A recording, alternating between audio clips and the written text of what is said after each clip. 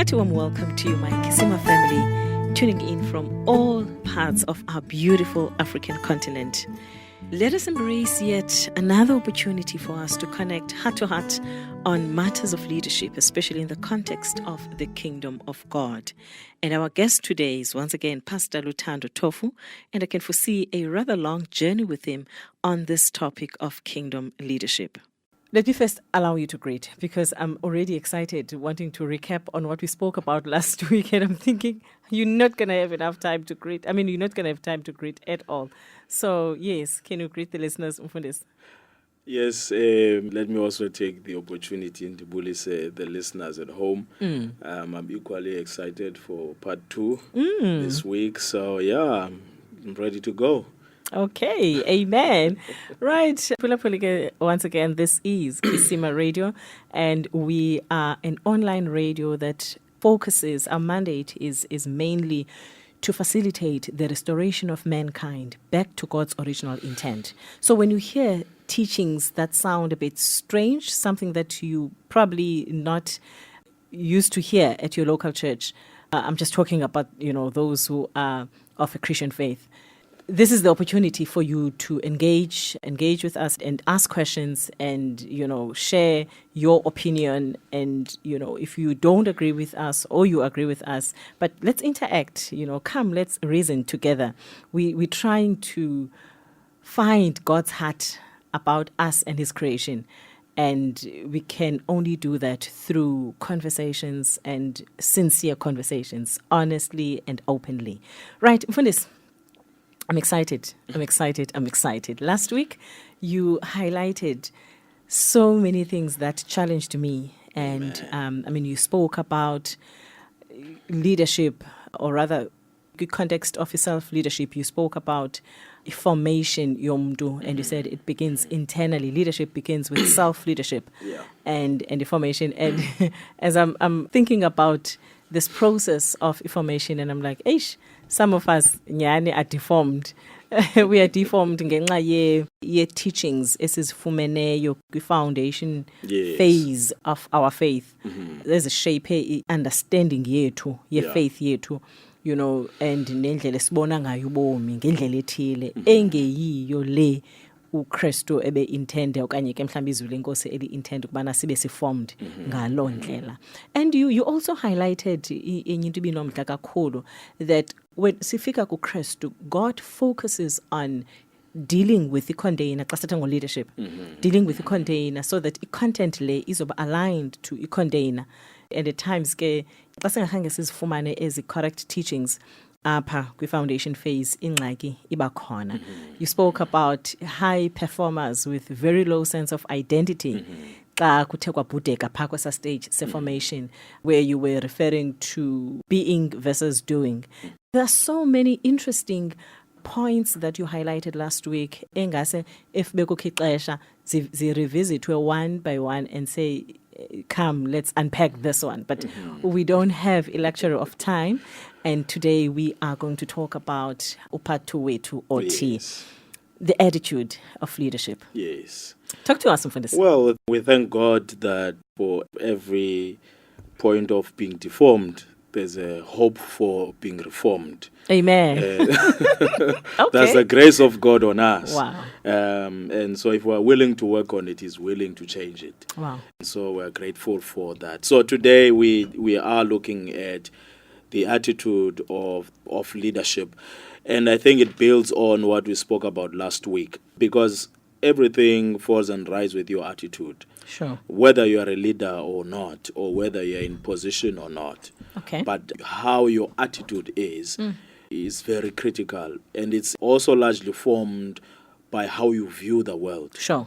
And so your view of the world will determine your attitude towards the world and how you engage.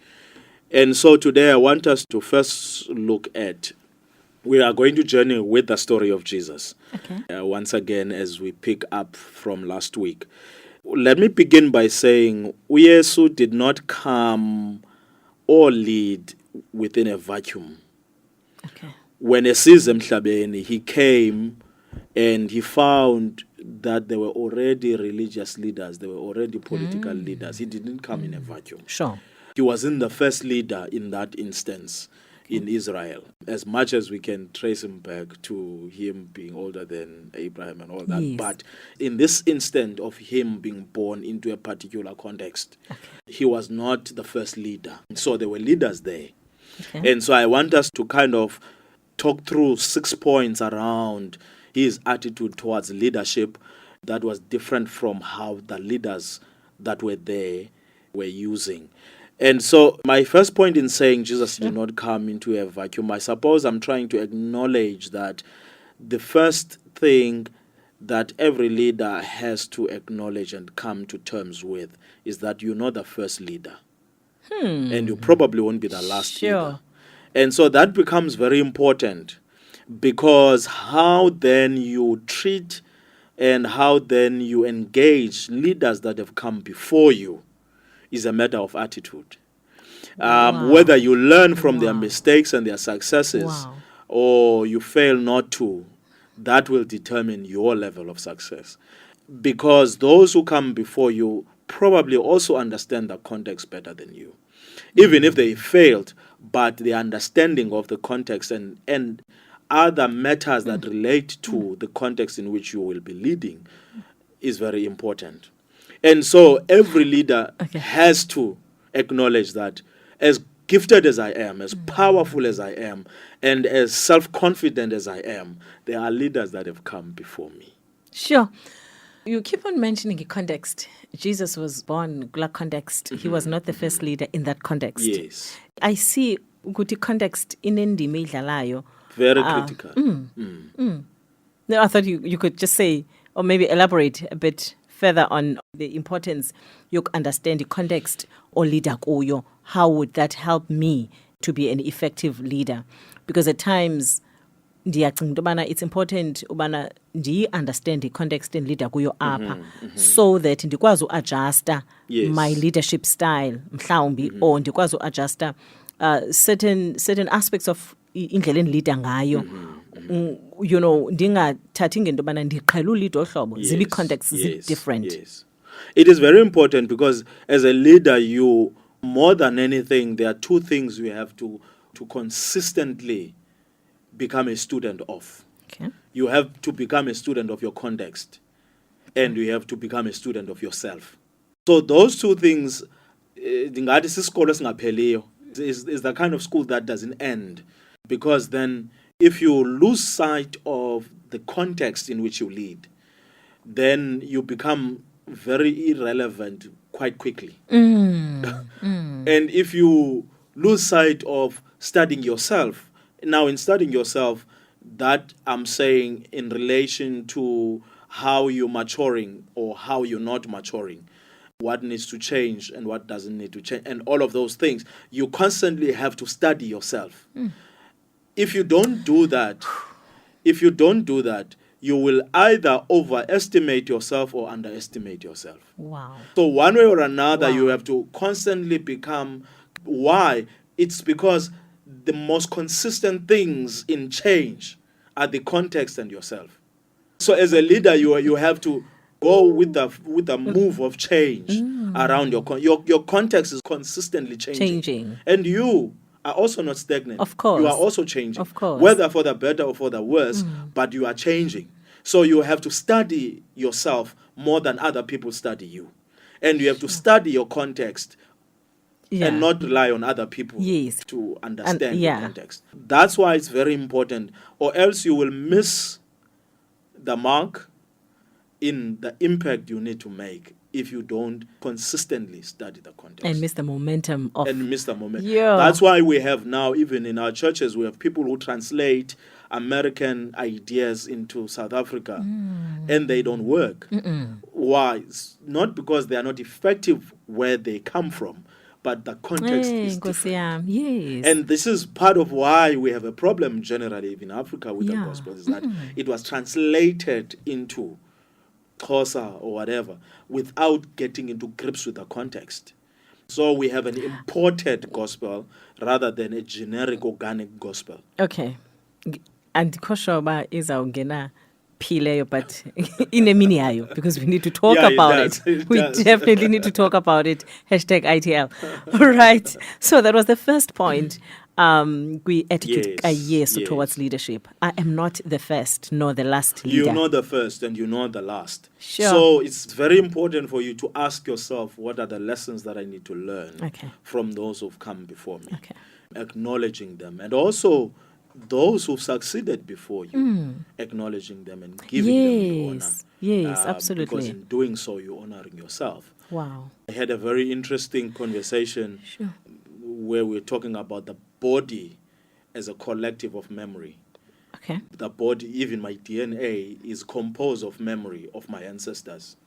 So there's nothing in me that has not been there before. And so if I don't acknowledge what comes before, then I'm denying who I am. That's very, very, very important. And Jesus had to come within a certain context and be given a certain heritage and be installed within certain institutions. And he had to come to terms with that, as much as he was bringing something revolutionary. Yes. That's why even from the beginning, the first thing he did in his ministry was when he stepped out of the background, he started to engage in the synagogues. Yes. He did not go and put a tent up on the hill. He started in the synagogues. Okay. And because then in that way he was acknowledging that there's something that God has already been doing. Okay. Even if it's skewed, even if it's deformed, but God had started doing something. Yes. And so he had to build on that foundation. And so then... Sure. And I guess also, I think we saw quite often, he would meet umdu where a person is. Exactly. And begin the journey with the person to where the person needs to be. Yes. Sure. Yes. And so then in that is also the fact that Jesus, when he came in, he engaged the Jewish system, the Jewish religious system, and the political systems of the day, of which there was Herod, and there was the whole governance system of the Roman Empire, of which the Herod was also part of that system. Now, the religious system also formed its own cluster within that system. And so him starting not creating a whole new thing, but engaging with the one that exists. Like I said, it was him acknowledging, but at the same time, he understood that not all systems are broken because people don't want to change. Often systems are broken because of tradition. Yeah. They gain a certain way of doing things and want to stick to that certain way of doing things. And so Jesus, besides bringing the message of the kingdom, which was revolutionary in that sense on that day, he wanted not to lock outside the Jewish system.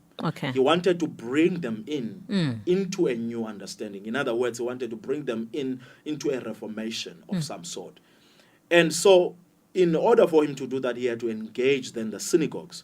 What is important there is that sometimes systems have to be disrupted in order for them to be renewed. Yes, I agree. And to bring people to a new level of awakening. Now, we see Jesus. Now, I'm going to fast track it a bit.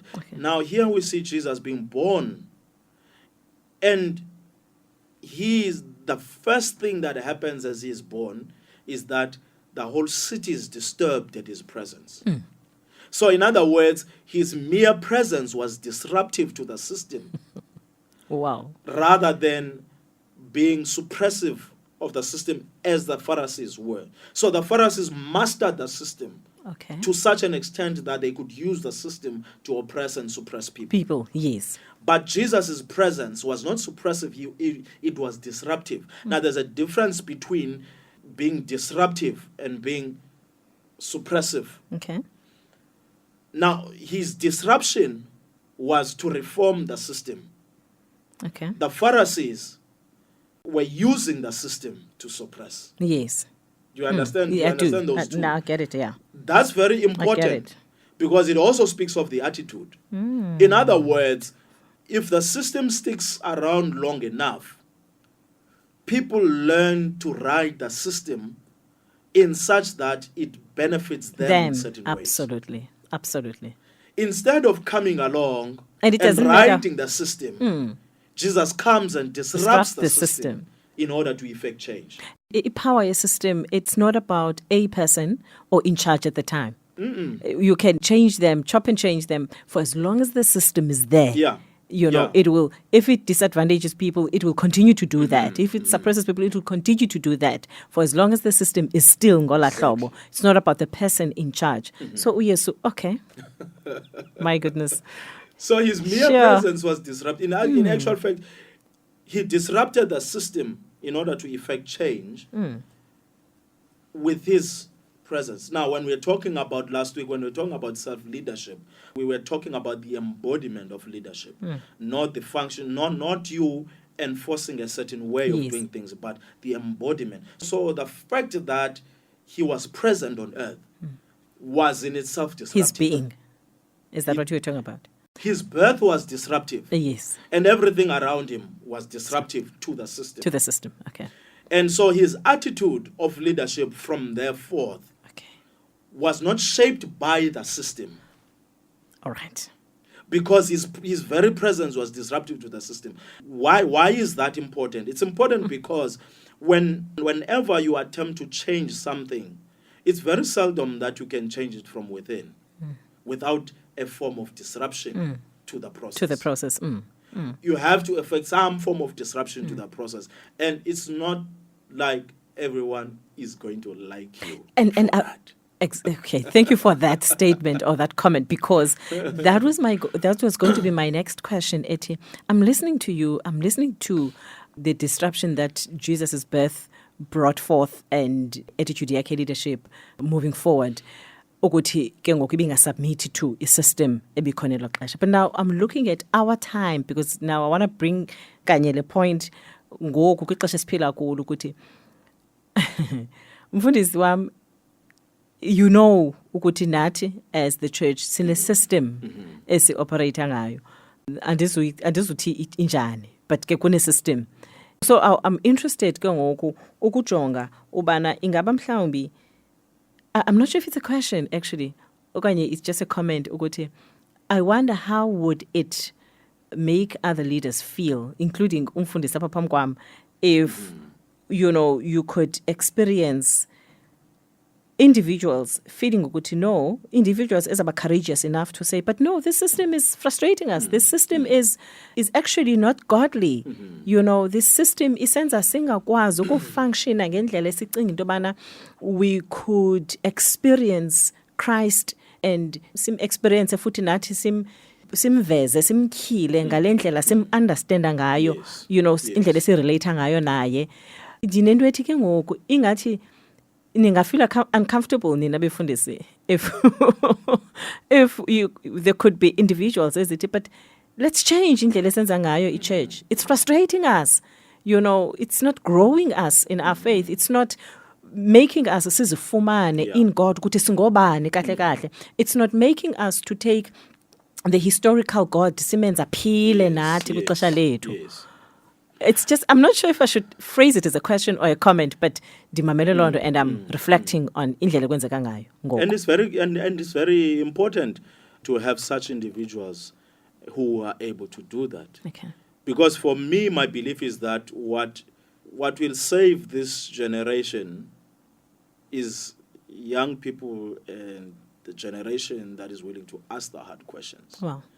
We've gone so long within the church system without being questioned, such that we have somehow become the Pharisees of the day. Sure. In so far as much as when God does something new or brings something new and tries to bring us into it, we oppose it. In that way, we remain.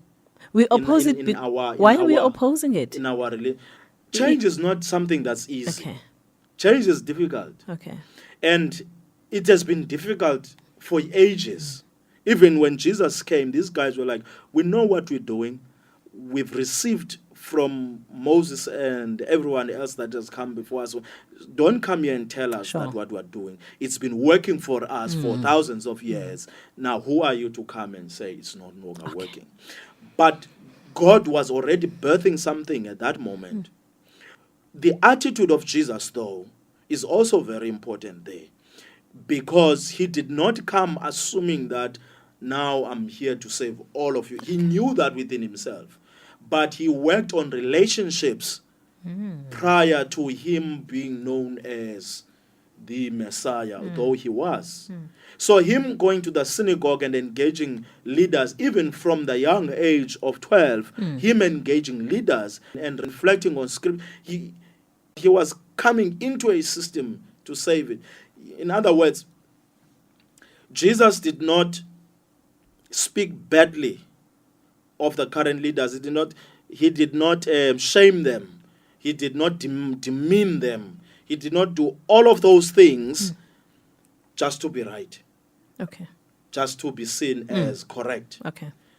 When he did so, like when he was being when we was being baptized, or even later than that, when he was calling them brood of vipers, and he was actually speaking to the leaders, it's because they were still unwilling to see what God was doing at that time.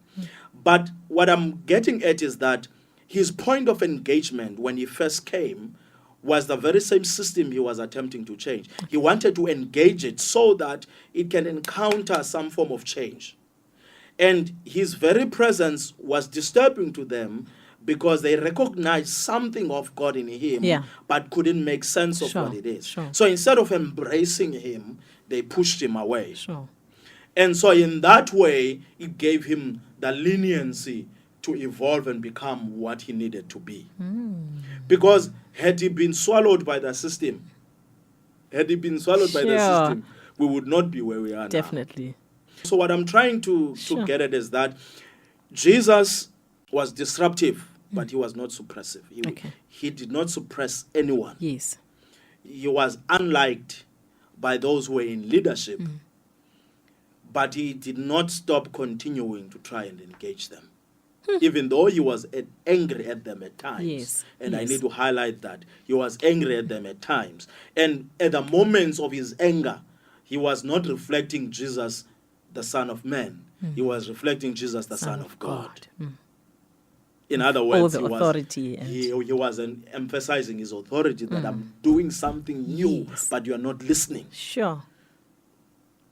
And even when he engaged them in that way, he showed us something about them that we constantly need to reflect on us and ourselves. The second one is that Jesus, his call into leadership was sacrificial from the onset. It was not positional. Okay. The Pharisees had a system where if one leader steps down, another leader steps up and so forth. So it was an inherited system. Yes. But Jesus did not lead because there was a position to fill. He led because there was a sacrifice to be made. And so his attitude to leadership was shaped by the fact that he understood that there's a sacrifice that needs to be made here. And so how we enter leadership gives us indication of the attitude we will use in leadership. When you go into a leadership position understanding that there's a sacrifice to be made, and that sacrifice often is yourself, then your attitude towards the people you lead is different from a person who's just been given a position and leads from a place of position. Last week you mentioned, and one of the important things you spoke about was, when it comes to leadership, the why and the how. The why is very important for your attitude. Why are you doing this? Yes. Because if that's not worked out, at some point you're going to hit an uphill, and you won't manage to go up the hill if you have not worked out the why. Because the why tells you whether you are here as a sacrificial leader or as a positional leader. Because a positional leader will always require sacrifice from the people he leads. But a sacrificial leader will always sacrifice himself for the people he leads. So those two are very important in your attitude of leadership. Who dies first? Is it the man on the front line or the man in the back line? Is a matter of attitude. Let's move on to the third one. Let's move on to the third one. Sure.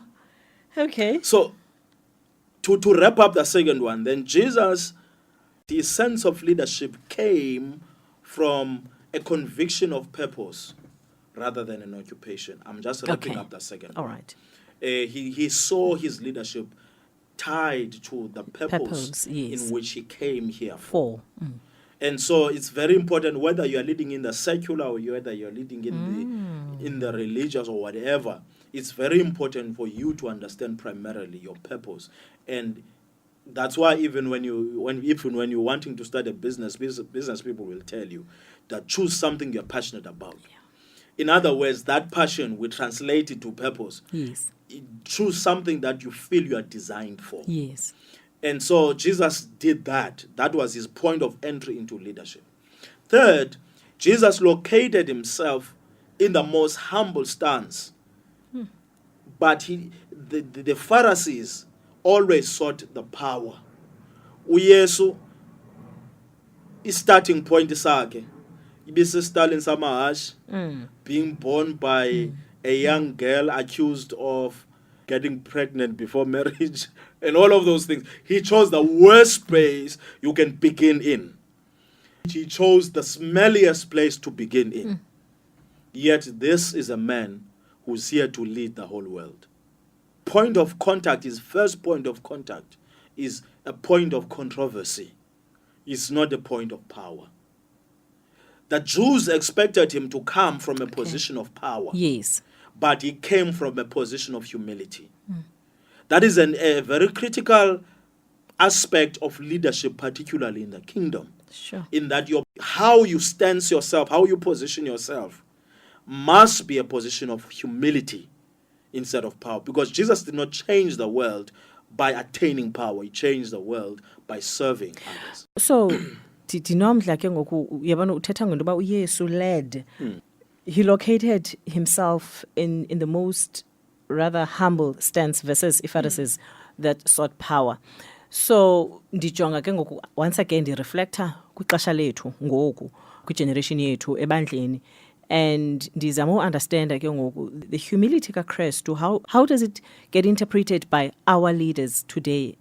They're generalizer once again, some of our leaders today, when you see that there's umfundisi who cannot walk around engenazi bodyguards, umfundisi whom the church will need to buy imoto eziduru izindlu, kube kukho abantu apha ebandleni abastrugglishayo financially, and ke ngoku sizi congregants siyenza ngenhliziyo enhle lento because we appreciate umfundisi wethu. But now umfundisi wethu ke ngoku ndizama ujonga where does he or she draw the line kulo humble bakhe and mhlawumbi ne-financial exploitation apha kumarhamente? This is a very tricky one, and I will tell you why. Because you cannot measure how umuntu oncediweyo and wanting to give back kulo mntu umncedileyo. Okay. You can't measure how much that person can give as a sign of showing gratitude. Gratitude, sure. That's obvious. But I think when we're talking about humility, firstly, it's a matter of the attitude of the heart before it shows in how you perceive it in material things. Okay. If your heart is not worked nguThixo, uThixo akayisebenzanga inhliziyo yakho, it's very easy for you to function in what we call false humility. Okay. In other words, it's a pretense of humility. Xa uthetha kamnandi and sive nathi uba hayi le ndoda ithetha ngangomntu othobekileyo. But when you're talking humility, if we're taking it to the standard of Jesus, he was God. He had everything. Yeah. And he could do anything. Yet, as Paul says, he took the form of a humble servant and was born in a manger. Sure. And he took the worst, like I'm saying, he took the worst position to be born into. Even within Jewish standards, he took the worst. Even within family standards, if the angel did not intervene, Joseph, Mary would Jesus would have even been worse, because bekuzawubuzwa le nto ngoku uzele umntana ngaphandle selethenjiswe notshata. That even propels you even to the worst standard. Sure. And he chose that. He chose that to show us that in order to change the world, it doesn't take power. It takes a certain attitude that you must engage. And nalapo, even when you walk through his 33-year journey, you never see him seeking power, but the powerful sought him. And bamkhangela because they are irritated even with the fact that lo mntu nguye, but is not seeking power. Sure. They are threatened in their positions of comfort by a man who's not even seeking power. Sure. That's how powerful he was, using humility. So I guess a humility lesson on its own. It is a lesson on its own. Because if we unpack it, we can go right through. But I think if what's most important, it's not the cars you attain or the house you attain, and God does not have a problem with those things. Sure. But what happens is the attitude of your heart. Where is it positioned? Where is it located? Would you be willing to walk away from those things for the sake of the people you lead? That's humility. In actual fact, the Bible consistently talks about igama ekuthiwa Moses was meek. The word belongs to that word meek. Shall inherit. That word meek, if you follow it through, you will understand it as a concept which speaks of you understanding the power you possess, but willing to lay it down. So it's not that you are not powerful. It's not that controlled power. You have the ability to lay it down at will. Wow.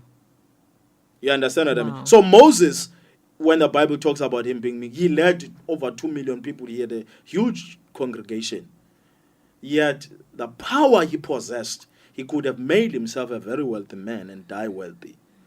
But he chose to lay that down for a greater cause. So when we're talking about, perhaps we have to join it with the word meek, because sometimes it's interchangeable. So when we're talking about humility in the kingdom, it's exactly that. We're not talking about people who walk around powerless. We're talking about people who understand the God-given power they possess, but are unwilling to use it for selfish gain. Okay. They are willing to lay it down, just like Jesus did. Sure. So Jesus positioned himself in that to show the world that you don't have to attain power to change the world. Okay. Mfundisi ngicela sibambe apha for the podcast. For today. Okay. You've got 6 points that highlight the attitude of Jesus towards leadership. Yes. And you mentioned the first one. I want you to please summarize the first 3 that we spoke about, and then we close it. So the first 3, in comparison to the Pharisees, Jesus was disruptive. Okay. The Pharisees were suppressive. Okay. That's why they could force people to do things that they themselves wouldn't do. That's what Jesus addresses somewhere in the passage. He says, you guys compel people to do things, but you are not willing to do them. So they were using the power and position they had to oppress people to do things that they themselves would not do. So Jesus' attitude was disruptive towards change, but these guys' attitude was suppressive of the very people that they lead. The second point is that Jesus' call into leadership was sacrificial. In other words, he was led by purpose, and he understood very clearly that if I'm going to lead from the front, I must be willing to die first to protect those behind me. But the attitude of the Pharisees would always push the ones at the back to say, I'm not going to die because I'm your leader, so die on my behalf. Sure. Much like the Roman Empire that was in control of that time. You wouldn't die for... in actual fact, you would be considered very noble if you would die for your king, rather than the king dying for you. So Jesus was actually reversing. His attitude was a reversal. He was willing to die on the behalf of everyone. And then as the third point is that Jesus, he chose to locate himself in the worst possible position, expressing humility rather than power. Pharisees, on the other hand, you would become a leader as a form of attaining certain privileges and power. When a position is vacuum, in actual fact, let me not even say Pharisees, let me say Jewish religious leaders, because there's a 100 and all of those other structures within the Jewish system. But people who would enter positions of power, of leadership to attain power. Jesus entered a position of humility to enforce change. Beautiful. Thank you so much, Mfundisi. Thank you so much. Sure. So we're going to have this continuation of this podcast next week, looking at the next three points in terms of the attitude of Jesus towards leadership. Thank you so much for your time. Thank you, listeners at home, wherever you're tuning in and joining us in these conversations. Please share your input on our Facebook page. We would love to hear from you. We'd love to engage us, just so that we learn from each other. Thank you so much once again for your support, for continuing to share the page with other people, the link with other people, and we really appreciate it. I hope it's challenging someone, it's growing someone. Personally, I always grow, I learn from all these inputs from our guests. Until next week on Friday, stay blessed.